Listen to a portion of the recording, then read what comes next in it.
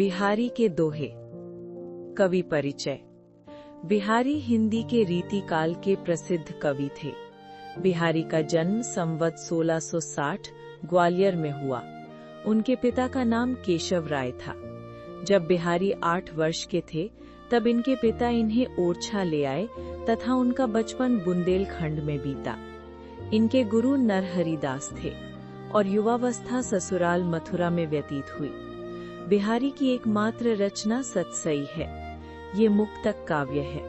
इसमें 719 दोहे संकलित हैं। कतिपय दोहे संदिग्ध भी माने जाते हैं। सभी दोहे सुंदर और सराहनीय हैं, तथापि तनिक विचार पूर्वक बारीकी से देखने पर लगभग 200 दोहे अति उत्कृष्ट ठहरते हैं। सतसई में ब्रज भाषा का प्रयोग हुआ है। ब्रज भाषा ही उस समय उत्तर भारत की एक सर्वमान्य तथा कवि सम्मानित ग्राह्य काव्य भाषा के रूप में प्रतिष्ठित थी। सतसई को 3 मुख्य भागों में विभक्त कर सकते हैं: नीति विषयक, भक्ति और अध्यात्म भाव परक तथा श्रृंगार परक। इनमें से श्रृंगारात्मक भाग अधिक है। बिहारी सतसई श्रृंगार का तो सागर है ही, साथ ही मानव जीवन और समाज के विभिन्न पहलुओं की मार्मिक एवं निर्माण परक झांकी भी प्रस्तुत करती है। आपके नीति के दोहे मानसिक ज्ञान को सामने ला देते हैं। सतसई में जीवन के प्रत्येक क्षेत्र की सामग्री उपस्थित है। विषय की ये व्यापकता रीतिकाल के अन्य कवियों में नहीं मिलती। बिहारी का भाषा भंडार अत्यंत विस्तृत है। भाव और परिस्थिति के अनुकूल ब्रज और संस्कृत भाषा के शब्दों का सुंदर प्रयोग किया है। बिहारी के दोहे का आशय। प्रस्तुत दोहों में कवि बिहारी लाल ने श्री कृष्ण, गोपिका का प्रेम, मन की शुद्धता, दान की महत्ता और मन की दुर्बलता आदि का मनमोहक वर्णन किया है। कनक कनक तै 100 गुनो, मादकता अधिकाए। उही खाए बौराए, इही पाए ही बौराए। इस दोहे में बिहारी जी कहते हैं कि सोना यानी धन धतूरे की अपेक्षा 100 गुना अधिक नशीला होता है, क्योंकि धतूरे को तो खाने पर उन्माद होता है। धतूरा यानी एक जहरीला फल खाने से इंसान पागल जैसा हो जाता है, परंतु सोने को तो पाकर ही मनुष्य उन्मत्त हो जाता है।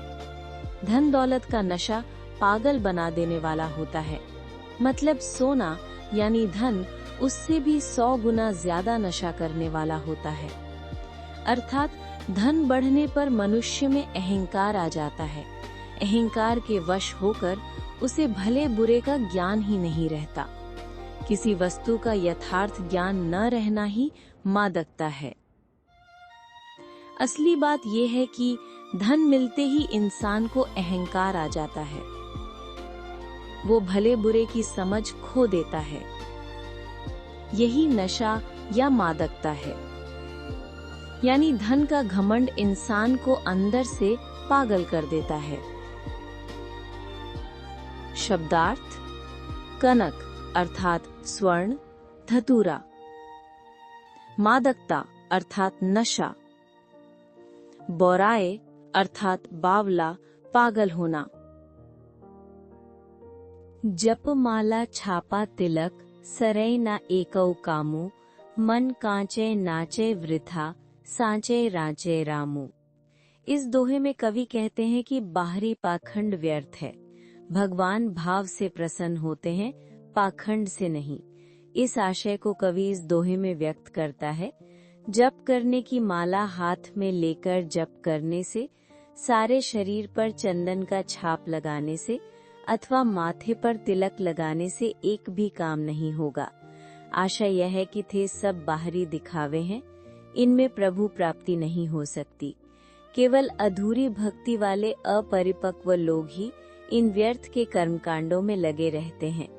जब तक मनुष्य के मन में छल, कपट, पाप और माया मोह के विकार भरे हुए हैं, तब तक उसको संसार के भ्रम एवं माया जाल में पड़कर नाचना पड़ता है, क्योंकि राम अर्थात भगवान तो सच्ची भक्ति से प्रसन्न होते हैं।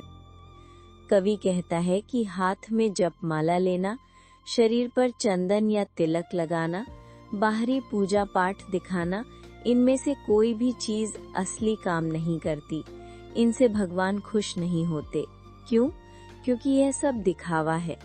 अगर मन साफ नहीं है, मन में झूठ, लोभ, छल, लालच, क्रोध भरा है, तो आदमी कांच की तरह कमजोर होता है और दुनिया के लालच में इधर उधर नाचता रहता है। लेकिन अगर मन सच्चा और साफ हो, भक्ति दिल से हो, तो भगवान यानी राम उसी सच्ची भावना से प्रसन्न होते हैं। शब्दार्थ: जप माला अर्थात जप करने की माला, सरय अर्थात पूरा होना, कांचय अर्थात कच्चा, रांचय अर्थात प्रसन्न होना। अधर धरत हरि में परत, ओठ डीठी पट ज्योति, हरित बांस की बांसुरी, इंद्रधनुष रंग होती। इस दोहे में कवि कहते हैं कि एक सखी कृष्ण की शोभा का वर्णन कर रही है। जब कृष्ण बांसुरी को होठों पर रखते हैं, तब उस पर होठों की, आंखों की और पीले वस्त्र की चमक पड़ती है। इसके कारण वो हरे बांस की बांसुरी इंद्रधनुष की तरह रंग बिरंगी हो उठती है।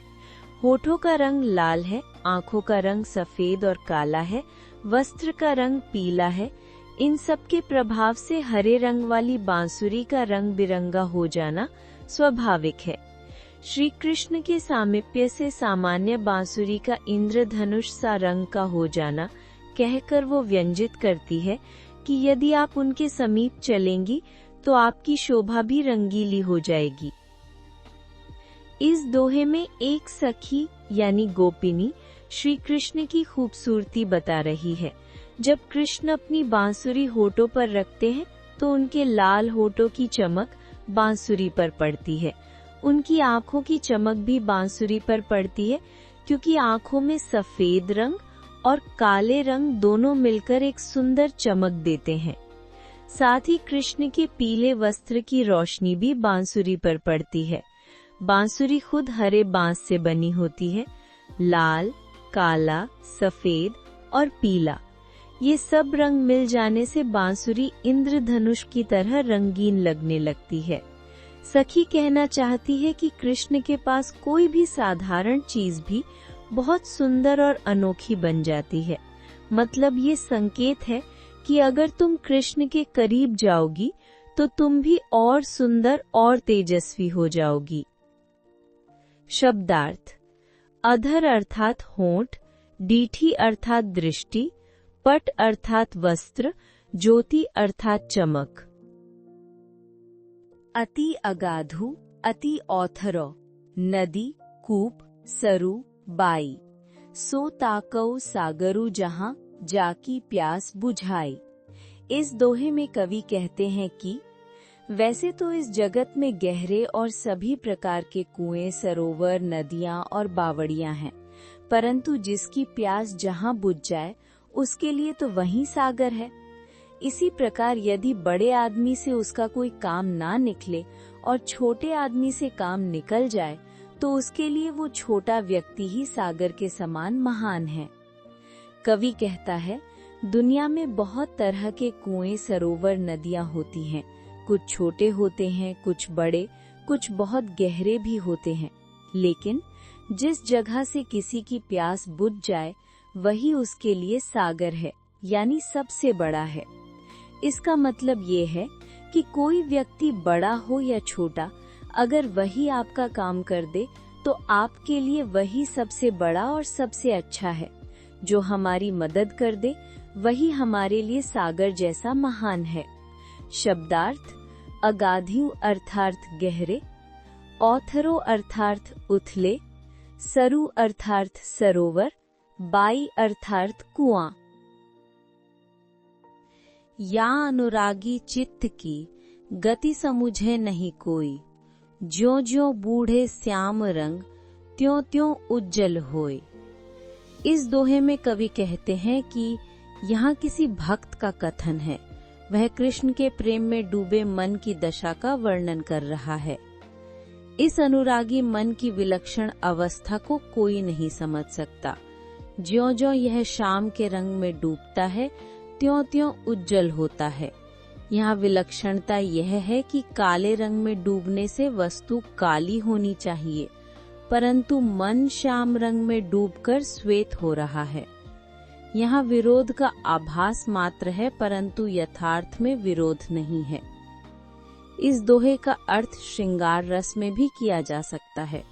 श्रृंगार रस में नायिका का कथन सखी के प्रति माना जाएगा। हे सखी, इस मेरे अनुरागी चित्त की गति कोई नहीं जानता। यह कृष्ण अर्थात नायक के प्रेम में ज्यों-ज्यों लीन होता है, त्यों-त्यों व्याकुल ना होकर अधिकाधिक प्रेम मग्न होता है।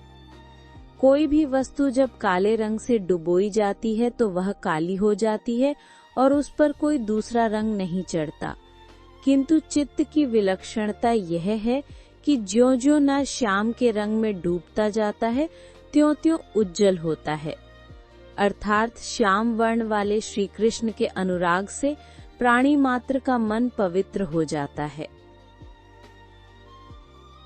यह दोहा कहता है कि कृष्ण के प्रेम में डूबे हुए मन की हालत कोई नहीं समझ सकता।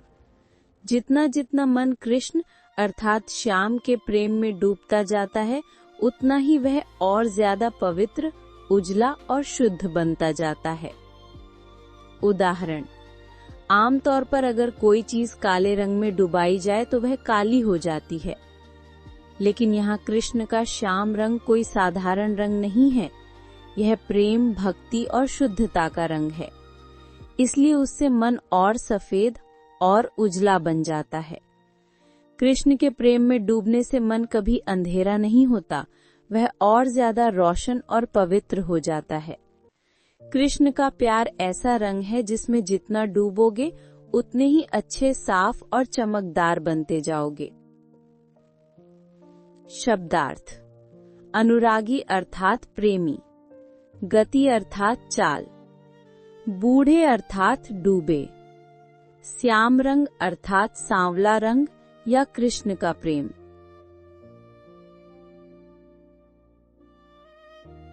बढ़त बढ़त संपत्ति सलीलू, मन सरोजू बढ़ी जाए, घटत घटत फिरी न घटे, बरु समूल कुम्हिलाई।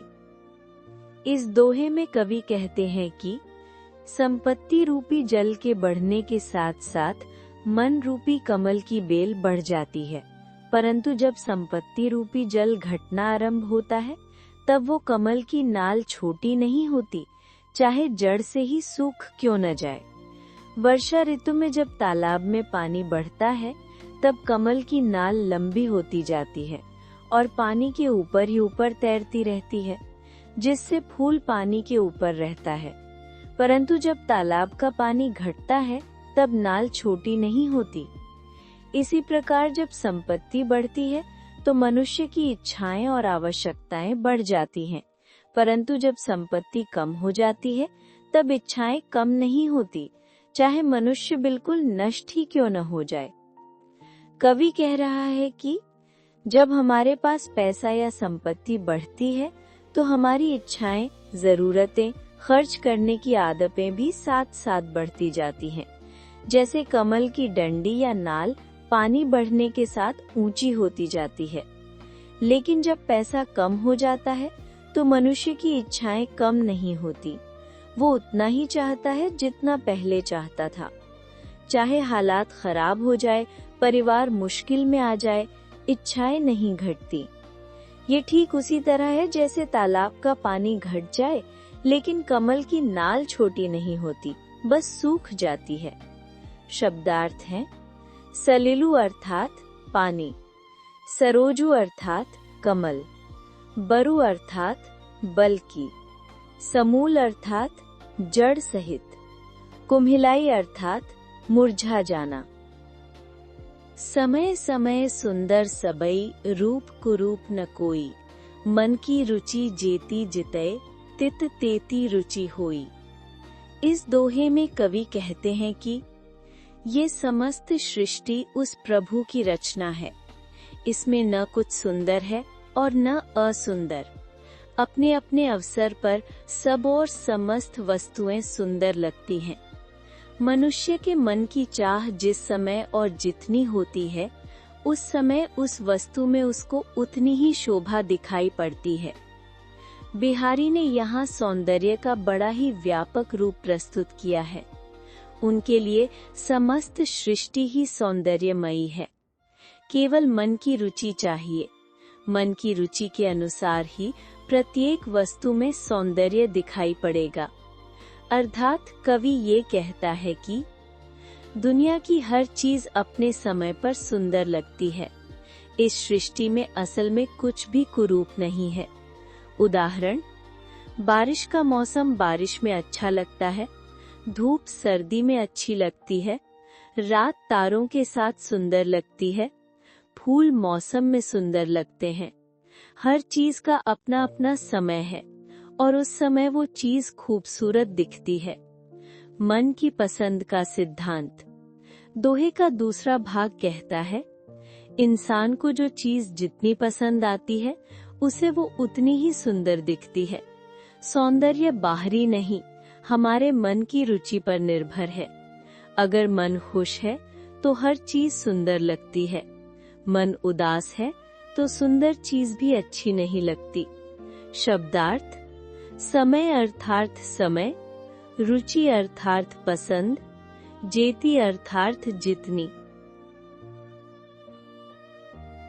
कहे यह श्रुति सुमृत्यो, यह सयाने लोग, तीन दबावत निस्कहीं, पातक राजा रोग। कवि कहता है, सब वेद और स्मृतियां तथा ज्ञानी लोग यही एक बात बताते हैं कि राजा, रोग और पाप ये तीनों दुर्बल को ही दबाते हैं। भाव ये है कि दुर्बलता सबसे बड़ा पाप है। यदि कोई बलवान व्यक्ति पाप भी करता है तो पाप नहीं माना जाता। इसी प्रकार राजा और रोग भी दुर्बल को ही दबाते हैं, सशक्त को कोई नहीं दबा सकता। अर्थात कवि कहता है, वेद, शास्त्र और सभी समझदार लोग यही बात बताते हैं कि तीन चीजें हमेशा कमजोर पर ही हावी होती हैं। पाप, गलतियों का बोझ कमजोर मन को सबसे ज्यादा दबाता है। राजा, सत्ता या शक्ति का डर भी कमजोर व्यक्ति पर ही चलता है। रोग, बीमारी भी ज्यादातर कमजोर शरीर पर जल्दी पकड़ बनाता है। असली बात यह है कि कमजोरी ही सबसे बड़ी समस्या है। जिसके पास शक्ति या साहस है, ना तो गलतियां उसे डराती हैं, ना राजा, सत्ता उस पर हावी होता है, ना ही बीमारी उसे इतनी जल्दी परेशान करती है। शब्दार्थ। श्रुति अर्थात वेद, सुमृत्यो अर्थात स्मृति भी, सयाने लोग अर्थात ज्ञानी लोग, निस्कहीं अर्थात दुर्बल, अशक्त, पातक अर्थात पाप।